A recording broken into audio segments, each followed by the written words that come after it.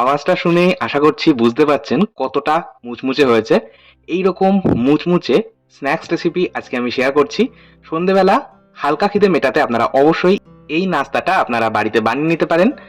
এই নাস্তাটার নাম আমি একটা ভীষণ মজাদার নাম দিয়েছি, সেটা হলো শিংচুরি।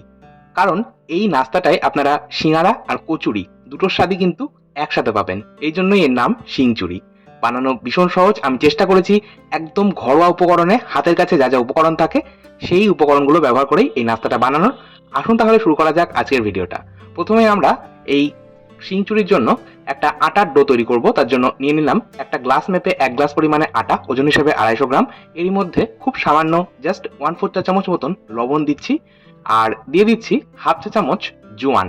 জোয়ান কিন্তু আমাদের ডাইজেস্টে সাহায্য করে। জোয়ানটা আমি হাতের তালুর মধ্যে একটু ঘষে নিয়ে ব্যবহার করছি, তবে জোয়ান যদি হাতের কাছে না থাকে আপনারা ব্যবহার নাও করতে পারেন।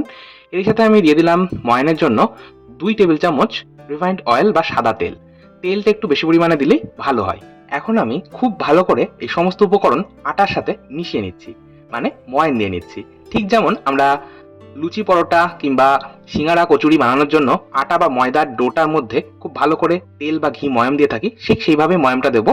দেখুন, এইভাবে যখন এটা একটা মুঠো মতন করা হবে, একটা সুন্দর মুঠো বা বাইন্ডিং হবে, কিন্তু ভেঙে দিলে আবার ঝুরঝুর করে বালির মতন পড়ে যাবে। তার মানে আমাদের ময়ানে তেলের পরিমাণটা কিন্তু একদম সঠিক ব্যবহার করা হয়েছে। এখন আমি যে গ্লাস মেপে আটা নিয়েছি সেই গ্লাস মেপে হাফ গ্লাস জল নিয়েছি, তবে সম্পূর্ণ জল আমাদের প্রয়োজন নেই। অল্প অল্প করে জল দিয়ে এটার একটা টাইট ডো তৈরি করব। দেখুন, আমাদের যে কোনো খাস্তা জিনিস বানানোর জন্য, খাস্তা জিনিস অর্থাৎ সিঙ্গারার খোল বা খাস্তা কচুরি কিংবা নিমকি, গজা, এইগুলো বানানোর জন্য আমাদের কিন্তু এইরকম একটা টাইট ডো তৈরি করার প্রয়োজন হয়। এইভাবে যখন আমি ডোটা স্ট্রেচ করছি বা টানছি, দেখুন কি সুন্দর ফাটা ফাটা দেখা যাচ্ছে, তার মানে ডোটা কিন্তু আমাদের টাইট ডো তৈরি হয়েছে। সবশেষে আমি হাতের মধ্যে খুব সামান্য একটু তেল এইভাবে মাখিয়ে নিয়ে ডোটা আরো একবার ঠেসে নিলাম। এতে করে আমরা যখন ডোটা রেস্টে রাখবো তখন কিন্তু ডোটা শুকিয়ে যাবে না। এটা আমি কভার করে রেখে দিচ্ছি 20 থেকে 25 মিনিট। আর এখানে আমি হাফ গ্লাস জল নিয়েছিলাম, আমার 1/4 গ্লাস মতন জল অর্থাৎ 4 টেবিল চামচ মতন জল আমার ডোটা তৈরি করতে প্রয়োজন হয়েছে। গ্যাস বার্নার অন করে নিচ্ছি। চলুন এবার আমরা বাকি প্রিপারেশনগুলো নিয়ে নেব। কয়েকটা মশলা আমি ড্রাই রোস্ট করে নেব বা শুকনো খোলায় একটু ভেজে নেব। তার জন্য গ্যাস বার্নার অন করে কড়াইটা একটু তাতিয়ে নিলাম। কড়াইটা বেশ গরম হলে একটা শুকনো লঙ্কা, একটা তেজপাতা দিচ্ছি। এরই সাথে ব্যবহার করব 1 চা চামচ মৌরি, হাফ চা চামচ গোটা ধনে, হাফ চা চামচ গোটা জিরে আর 10 থেকে 12টা গোলমরিচ। এখন আমি এই মশলাগুলো এই গরম কড়াইয়ের মধ্যে দিয়ে দিলাম। গ্যাসের আঁচটাকে কিন্তু আমি লো মিডিয়ামে রেখেছি। এই লো মিডিয়ামেই আমি এটা 2 মিনিট একটু রোস্ট করব। তবে 1 মিনিট পর আমি গ্যাসের ফ্লেমটাকে অফ করে দিচ্ছি, কারণ কড়াইটা বেশ গরম হয়ে গেছে। এবার এই কড়াইয়ের হিটেই আমাদের মশলাটা রোস্ট করা হয়ে যাবে। সম্পূর্ণ 2 মিনিট পর মশলা থেকে যখন একটা সুন্দর গন্ধ বেরোতে শুরু করবে, আমি এটা একটা আলাদা পাত্রের মধ্যে নামিয়ে নিচ্ছি। তেজপাতাটা একটু ভেঙে নিলাম, শুকনো লঙ্কার মাথাটা একটু ভেঙে নিলাম। মশলাটা একটু ঠান্ডা করে নেব, তারপর গুঁড়িয়ে নেব। চলুন এবার আমরা স্টাফিং এর প্রিপারেশনগুলো নিয়ে নিই। স্টাফিং তৈরি করার জন্য আমি একটা গ্রেটার দিয়ে দুটো মাঝারি সাইজের আলু গ্রেট করে নিচ্ছি। আর এখানে কিন্তু আমি কাঁচা আলুই ব্যবহার করছি, সেদ্ধ আলু ব্যবহার করছি না। দুটো কাঁচা আলু আমি গ্রেট করে নিলাম। এবার একটা হাফ ইঞ্চ আদার টুকরো খোসা ছাড়িয়ে ধুয়ে রেখেছি, এখন সেটাকেও আমি গ্রেটারেই গ্রেট করে নিচ্ছি। চাইলে আপনারা আদা কিন্তু থেতো করে নিয়েও ব্যবহার করতে পারেন, তবে আদা বাটা ব্যবহার করবেন না। আদা বাটা ব্যবহার করলে টেস্টটা খুব একটা ভালো হয় না। এর সাথে ব্যবহার করব পেঁয়াজ। আমি এখানে একটা মাঝারি সাইজের পেঁয়াজ খোসা ছাড়িয়ে ধুয়ে তারপর এইভাবে স্লাইস করে পাতলা করে কুচিয়ে রেখেছি। এর সাথে আমি ঝালের জন্য ব্যবহার করব কাঁচা লঙ্কা। এখানে আমি 4টে কাঁচা লঙ্কা মিহি করে কুচিয়ে রেখেছি। আপনারা ঝালটা অবশ্যই স্বাদ মতন ব্যবহার করবেন। এর সাথে আমি ব্যবহার করব 1 মুঠো রোস্টেড চিনে বাদাম, যেটা আমি একটা হামানদিস্তার মধ্যে আধ ভাঙা মতন করে নিয়েছি। এই নাস্তাটা খাওয়ার সময় অর্থাৎ শিংচুরি খাওয়ার সময় যখন আমাদের মুখে বাদামের টুকরো পড়বে, খেতে কিন্তু অসাধারণ লাগবে। আমি এবার সমস্তটা এইভাবে হাত দিয়ে মাখিয়ে নিচ্ছি। আচ্ছা, আমি এখানে কোনো রকম আর সবজি ব্যবহার করছি না।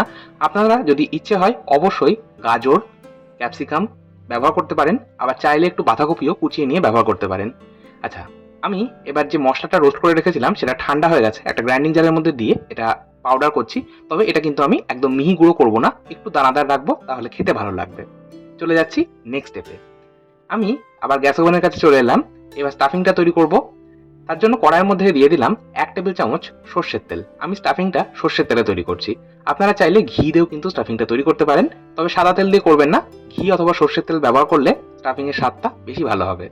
আমি তেলটা গরম হয়ে গেলে দিয়ে দিলাম ওই যে আধ ভাঙ করে রাখা মশলাটা, সেটা 1 চা চামচ মতন দিয়ে দিলাম। এবার মশলাটা 10 থেকে 15 সেকেন্ড একটু গরম তেলে নাড়াচাড়া করলাম। মশলা থেকে সুন্দর গন্ধ বেরোতে শুরু করলে দিয়ে দিলাম ওই যে স্টাফিংয়ের জন্য আলু, পেঁয়াজ, কাঁচা লঙ্কা সমস্তটা রেডি করে রেখেছিলাম সেটা সম্পূর্ণটাই। আমি এটা একটু হালকা হাতে মিশিয়ে নিয়ে এর মধ্যে দিয়ে দিচ্ছি ১ চা চামচ কাসুরি মেথি। কাসুরি মেথি যদি হাতের কাছে থাকে তাহলে অবশ্যই দেবেন, আর না থাকলে দেওয়ার প্রয়োজন নেই। এর সাথে আমি 1/4 চা চামচ হিং দিচ্ছি। হিং ব্যবহার করলে খুব সুন্দর স্বাদ এবং গন্ধ দুটোই হয়, তবে অনেকেই আবার হিং অপছন্দ করেন, সেক্ষেত্রে নাও দিতে পারেন। এর সাথে 1/4 চা চামচ হলুদ গুঁড়ো আর 1/2 চা চামচ কাশ্মীরি লঙ্কার গুঁড়ো দিচ্ছি। এই দুটো আমি শুধুমাত্র রঙের জন্য দিচ্ছি, আপনারা চাইলে নাও দিতে পারেন। 1/2 চা চামচ লবণ দিচ্ছি। লবণটা অবশ্যই স্বাদ মতন ব্যবহার করবেন। এবার এই সমস্তটা আমি মিশিয়ে নিচ্ছি, আর এটা আমি এবার ৩ মিনিট গ্যাসের আঁচটাকে লো মিডিয়ামে রেখে কভার করে কুক করব। আলুটা যাতে সম্পূর্ণ সেদ্ধ হয়ে যায় সেই মতন আমাদের কুক করতে হবে। ৩ মিনিট পর ঢাকা চাপা সরিয়ে নিয়েছি, একটু নাড়াচাড়া করে নিলাম। আমাদের কিন্তু এখনো স্টাফিংটা তৈরি হয়নি। এই পর্যায়ে আমি দিয়ে দিচ্ছি আগে থেকে যে মশলাটা বানিয়ে রেখেছি, সেই হাফ ডাস্ট করে রাখা মশলাটা সম্পূর্ণটাই। সমস্তটা আমি আবারও মিশিয়ে দিচ্ছি, আর এইভাবে একটু নাড়াচাড়া করে নিতে হবে। একভাবে যদি কভার করে কুক করা হয় তাহলে কিন্তু এটা নিচে লেগে যাবে, আর নিচে লাগলে অবশ্যই রান্নার স্বাদ নষ্ট হয়ে যাবে। এটা আবারও কভার করে লো মিডিয়াম আছে ৩ থেকে ৪ মিনিট কুক করলাম। এবার আমি সম্পূর্ণ ৪ মিনিট পর ঢাকা চাপা সরিয়ে নিয়েছি। আমাদের আলু কিন্তু সম্পূর্ণ সেদ্ধ হয়ে গেছে, আর স্টাফিংটাও বেশ ভাজা ভাজা হয়ে গেছে। আমি গ্যাসের ফ্লেম অফ করে দিচ্ছি। এই পর্যায়ে আমি সব শেষে দিয়ে দিচ্ছি ১ চা চামচ মতন চিনি। চিনিটা অবশ্যই দেবেন, টেস্টটাকে ব্যালেন্স করবে। এর সাথে আমি জাস্ট ২ থেকে ৩ ড্রপ মতন পাতিলেবুর রস ব্যবহার করছি। পাতিলেবুর রস দিলে খুব সুন্দর একটা টেস্ট হবে, টক মিষ্টি খেতে লাগবে। আর পাতিলেবুর রস কিন্তু কখনোই গ্যাসের ফ্লেম অন করে ব্যবহার করবেন না, তাহলে রান্নার স্বাদ তেতো হয়ে যেতে পারে। এটা আমি একটা আলাদা পাত্রে নামিয়ে নিচ্ছি, আর পুরটা সম্পূর্ণ ঠান্ডা করে নেব। অপরদিকে ২০ মিনিট হয়ে গেছে আমি এটা মেখে রেখেছিলাম। দেখুন আমি এই আটার ডোটা একবার ভালো করে ঠেসে নিচ্ছি। আচ্ছা, আপনারা অনেকেই হয়তো প্রশ্ন করতে পারেন, আমরা কি এখানে ময়দা ব্যবহার করতে পারবো আটার পরিবর্তে? অবশ্যই আপনারা আটার পরিবর্তে এখানে কিন্তু ময়দার ব্যবহারও করতেই পারেন। তবে ময়দা সবসময় সবার ঘরে অ্যাভেলেবেল থাকে না, আবার ময়দা খাওয়াও কিন্তু খুব একটা ভালো নয় স্বাস্থ্যের জন্য। তাই আমি এটা সেই কথাটা মাথায় রেখেই আটার ব্যবহার করছি আজকে এই নাস্তাটা তৈরি করার জন্য। আচ্ছা, এবার আমি এই ডোটা থেকে ৪টে বেশ মাঝারি সাইজের লেচি কেটে নিলাম, মানে খুব বেশি ছোটও না খুব বেশি বড়ও না। এখন একটা কিচেন স্ল্যাবের ওপর আমি শুকনো আটা ছড়িয়ে এই লেচিটা বেলে নিচ্ছি। আমরা নর্মালি যেমন রুটি বানাই তার থেকেও একটু বড় সাইজে এটা বেলতে হবে, আর যেমন রুটি বানাই সেরকমই কিন্তু আমরা পাতলা রেখেছি, খুব বেশি পাতলা রাখছি না। এবার একইভাবে আমি সমস্ত লেচি বা সমস্ত রুটিগুলো রেডি করে নিলাম। আমাদের রুটিগুলো রেডি হয়ে গেছে, অপরদিকে স্টাফিং বা পুরটাও কিন্তু ঠান্ডা হয়ে গেছে। এবার আমি বেলে রাখা রুটি একটা নিয়ে নিচ্ছি। চলুন এবার শিংচুরিগুলো তৈরি করে নিই। এখানে আমি একটা পাত্রের মধ্যে নিয়েছি টমেটো কেচাপ বা টমেটো সস। আমি ২ চামচ টমেটো কেচাপ এইভাবে রুটির ওপর মাখিয়ে নিচ্ছি। এবার আমি স্টাফিংটা এর উপর থেকে এইভাবে একদম মাঝ বরাবর দিয়ে দেব। স্টাফিংটা আপনারা আপনাদের ইচ্ছে মতন কম বা বেশি ব্যবহার করতে পারেন। এবার ওপর থেকে আমি আরও একটা বেলে রাখা রুটি এইভাবে দিয়ে দিলাম, আর আঙুলের সাহায্যে এইভাবে প্রেস করে করে আমি সাইডগুলো আটকে নিচ্ছি। এখানে আমি একটা পাত্রের মধ্যে নিয়েছি ইমলির চাটনি বা তেঁতুলের চাটনি। এটা আমার বাড়িতে বানানো ইমলির চাটনি। তেঁতুলের চাটনি বা ইমলির চাটনি কিভাবে বাড়িতে বানাতে হয় তার উপর একটা ভিডিও কিন্তু আমি বেশ কয়েকদিন আগে শেয়ার করেছি, লিঙ্কটা অবশ্যই ডেসক্রিপশন বক্সে দিয়ে দেবো। ইমলির চাটনি বা তেঁতুলের চাটনিটাও আমি এইভাবে এই রুটিটার ওপর দিয়ে স্প্রেড করে দিচ্ছি, আর ওপর থেকে এবার স্টাফিং দিয়ে দিচ্ছি।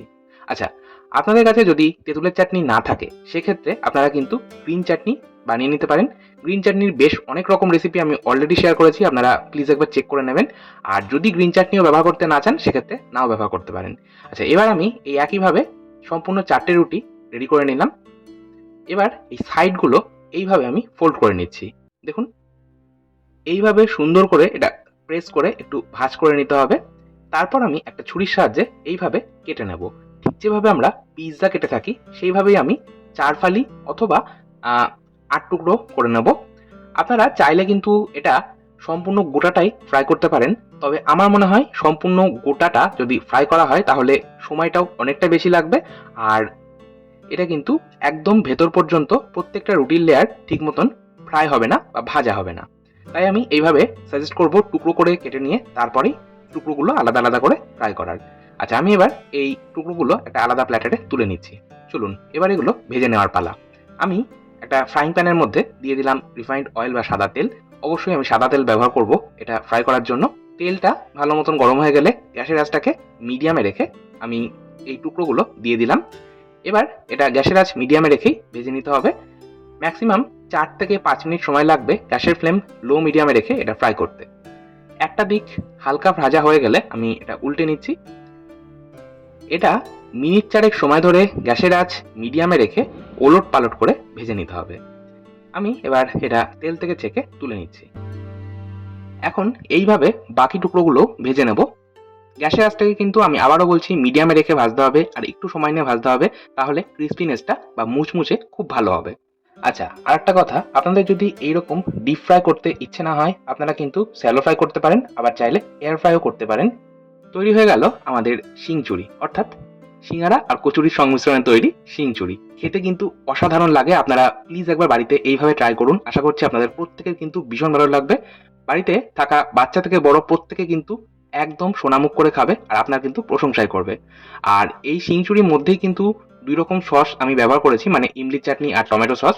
তাই আপনারা চাইলে এটা শুধু পরিবেশন করতে পারেন। তবে আমি একটু কেচাপের সাথেই পরিবেশন করছি। দেখুন, আওয়াজটা শুনে নিশ্চয়ই বুঝতে পারছেন কতটা মুচমুচে হয়েছে। আজকের মতো এই পর্যন্তই। আবার চলে আসবো নতুন কোনো ভিডিও নিয়ে। আপনারা ভালো থাকুন, সুস্থ থাকুন। ধন্যবাদ।